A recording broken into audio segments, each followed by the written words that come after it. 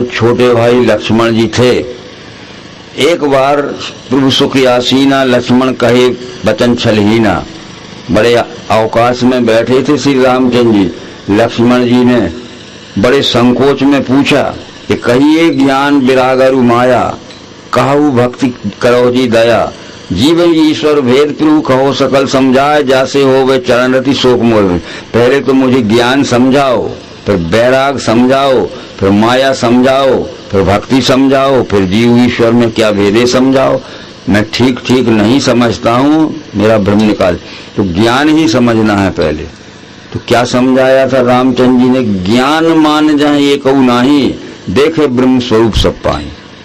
जिसके शरीर में ज्ञान हो गया है उसके शरीर में एक भी अभिमान नहीं रह सकता।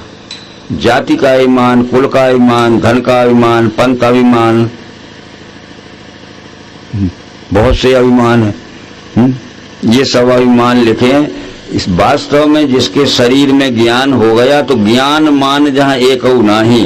जिसके शरीर में ज्ञान हो गया उसके शरीर में एक भी अभिमान नहीं रहेगा, तब सब में परमात्मा दिखेगा। जैसे हमारी आंख में कोई भी विकार नहीं है, तो जैसा है वैसा जो है वह सब दूर तक दिखा। हमारी आंख में कोई भी एक विकार हो, जाला हो, फूली हो, माड़ा हो या मोतिया बिंद हो, तो दिखेगा। तो ये अभिमान हमारे बुद्धि में ये क्या है? अभिमान ये धुंध लाने वाले हैं। इसलिए अभिमान त्याग दीजिए। इसके 17-18 प्रकार के अभिमान लिखे हैं। में जाति का अभिमान, कुल का अभिमान, पद का अभिमान, पंथ का अभिमान है, ये सभी अभिमान है।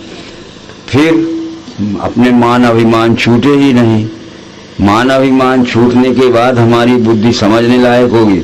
फिर दूसरी बात वैराग के विषय में समझाइए। कहिए ज्ञान, फिर वैराग, फिर माया। तो वैराग के विषय में वो कहते हैं तो वही कहते हैं, परे राग कहते हैं आसक्ति को। कहिए तासो परम विरागी, तृण संसिद्ध 3 गुण त्यागी। वो श्रेष्ठ वैराग्यवान पुरुष वह है जो अपने स्वार्थ के लिए किसी की वस्तु एक घास के तिनके के बराबर भी नहीं लेता है कि ये किसी की वस्तु रास्ते में भी पड़ी है तो उठा के ले जाओ।